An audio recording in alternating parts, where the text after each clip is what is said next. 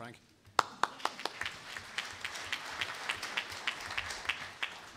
Okay, delegates, we're going to move into the order of business. The first order of business is the election of 5 tellers. I propose the following as tellers: Brian Hewitt, Unite; Stephen Lyons, Impact; Paul McSweeney, CPSU; Anna Ray, NIPSA; and Brian Nolan, TWU. Is that agreed? I'm moving on now to election of 5 scrutineers. I propose the following people as scrutineers: Billy Hannigan, PSEU; Eamon Lawless, SIPTU; John Keller, AHCPS; Billy Sheehan, INTO; and Marion Geigen, IBOA. Is that agreed? I now call on Mr. Jack McGinley, Chairperson of Standing Orders, to present to the conference Standing Orders reports number 1 and number 2.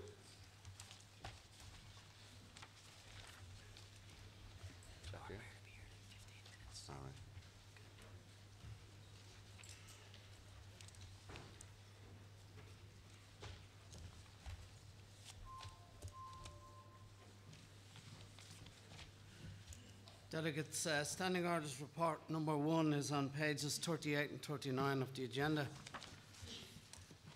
And can I bring the following to your attention? At 1:1, the times of the various conference sessions being today and tomorrow 9:30 to 5, and Thursday 9:30 to 2:30, unless the business of conference is concluded earlier.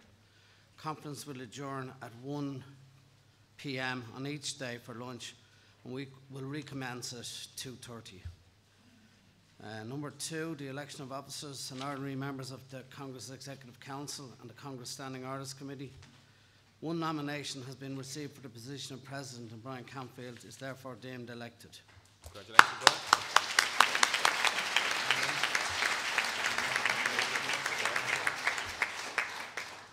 2 nominations have been received for the 2 Vice President positions, and Sheila Noonan and Kevin Callanan are therefore deemed elected.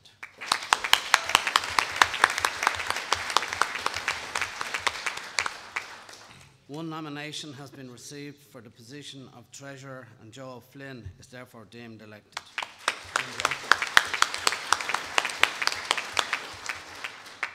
Standing Orders Committee notes that Congress has received 34 nominations for election as ordinary members of the Congress Executive Council.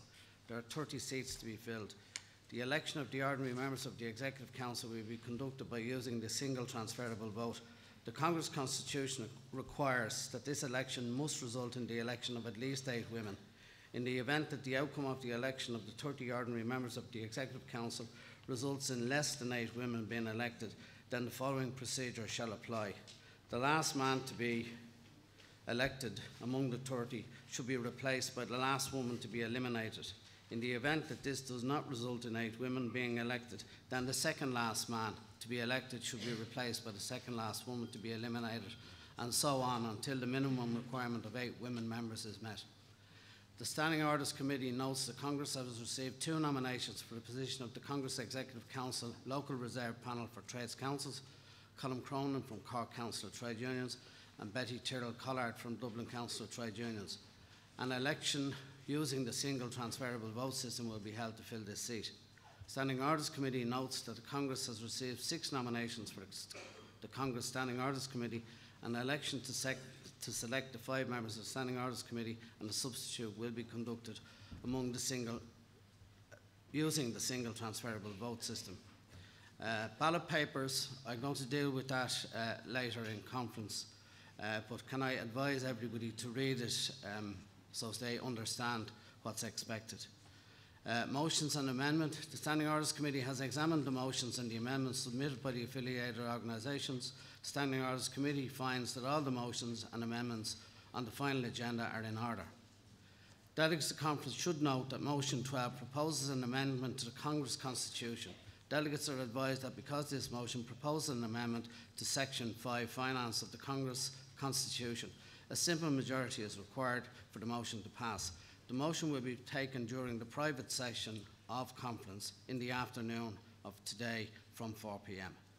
Delegates to conference should also note that motion 15 is a composite motion standing in the names of 4 unions: Mandate, USDA, GMB and GSU.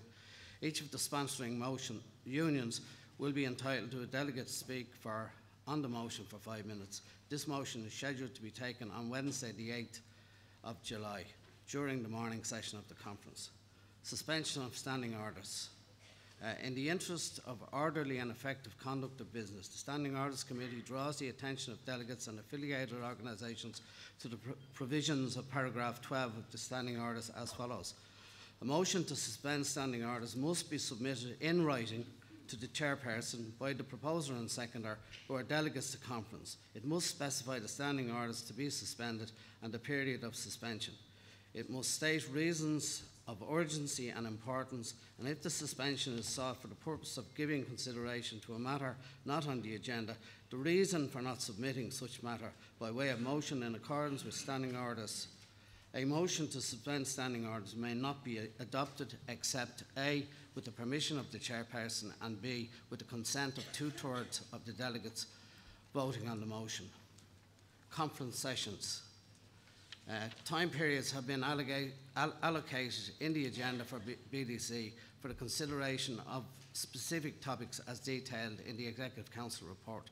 Motions related to these topics will be taken during these time periods. If there is any time left over after the completion of the specified business, conference will proceed to deal with other business as appropriate.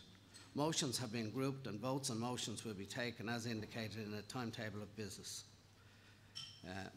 6.3. Delegates are asked to especially note that there is a private session scheduled during BDC. During this session, only accredited delegates will be admitted to Conference Hall.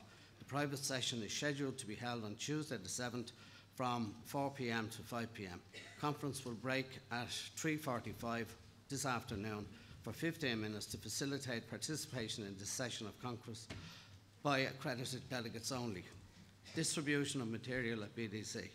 Affiliates and delegates to BDC are reminded of the requirement to seek the permission of Standing Orders Committee in advance of the distribution of any material to delegates during the course of the BDC. Particular attention is drawn to the prohibition in conference venue on the display of banners, posters, etc. 8.1. Standing Orders Committee Report Number 2 will contain a full list of guests, fraternal and committee speakers.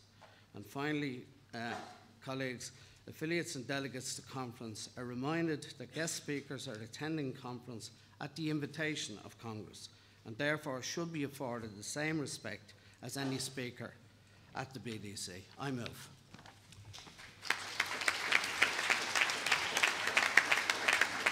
Thank you, Jack. Is there any speakers to Standing Orders Report Number 1 and Number 2? Indicating, come up to the rostrum, please. Just give your name and trade union or organisation, please.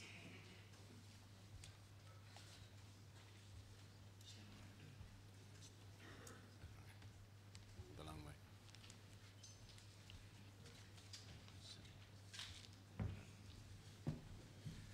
way. Tom Hogan, Waterford Council of Trade Unions. I want to raise an issue in relation to the motion that Waterford Council of Trade Unions have put down in respect of the water charges. There's an amendment after being put to that motion that effectively flushes the Waterford Council of Trade Unions motions down the toilet.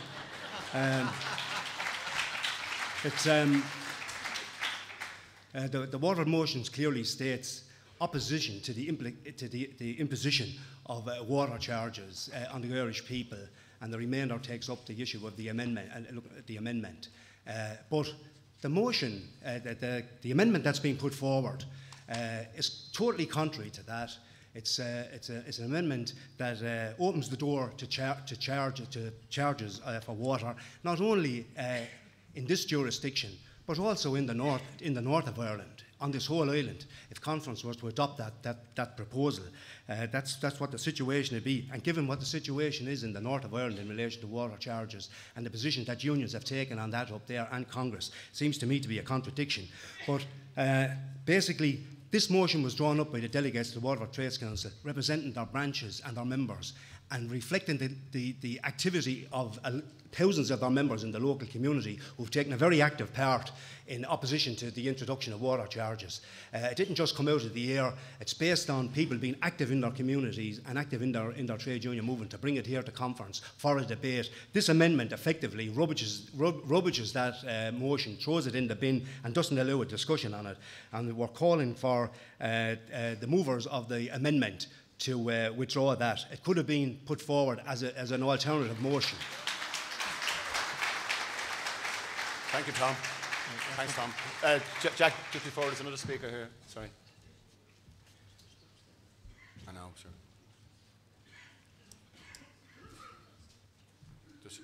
Just your name and organisation, please. President, delegates, guests, Paddy Michael, Belfast Trades Council, to support Waterford Trades Council in their reference back to the discussion around Motion 41 and the amendment. Conference, the amendment of 41, Motion 41, is not actually an amendment at all. It doesn't seek to amend, to supplement, or to enhance the terms of this motion. It actually seeks to replace the motion with a different motion. It is the opposite of the motion. Motion 41 calls for the rejection of water charges, the current stance. The amendment actually seeks to endorse the imposition of water charges. If Impact wished to propose their stance, they were fully entitled to do so by submitting a motion on it. As they didn't do so, it is not appropriate to submit an amendment which has as its purpose to contradict the motion. Conference, the delegate from Waterford Trades Council touched on an important aspect of this, given the terms of the amendment. In the North, from 2006, at the NICIC 2 biennial conference in Newry in 2006, a motion was passed, the resolution which was that Congress opposed water charges in the North and actually set up a NIC 2-led coalition against those water charges. Since 2007, we have successfully fought against the imposition of water charges. We have changed the political party's views on the imposition of water charges. And now, quite apart from the Alliance Party, every other political party in the North says that they oppose water charges. In 2007, the cost of those water charges was going to be £350 per household per year. So for the last 8 years, that imposition has not taken place because of the stance of this trade union movement, bringing together other bodies through that coalition. We've successfully fought and defeated that.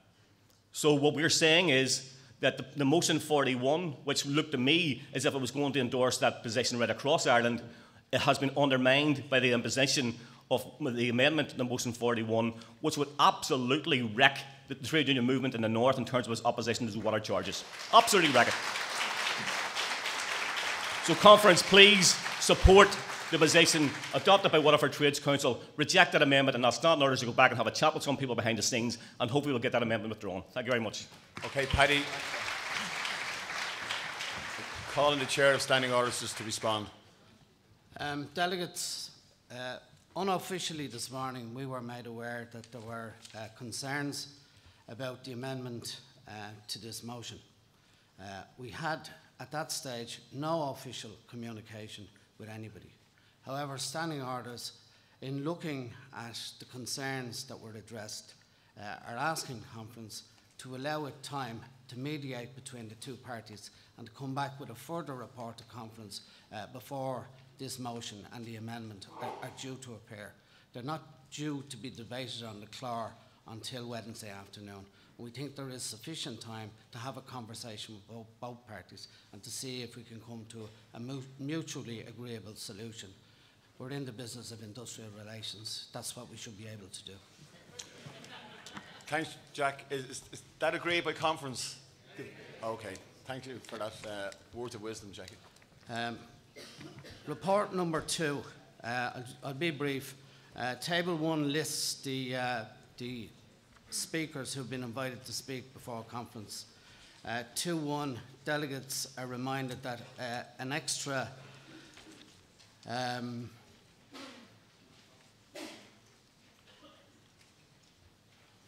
item has been added, and Joe Flynn will address Conference on this matter on the afternoon session of Wednesday, immediately after the vote on motion 26.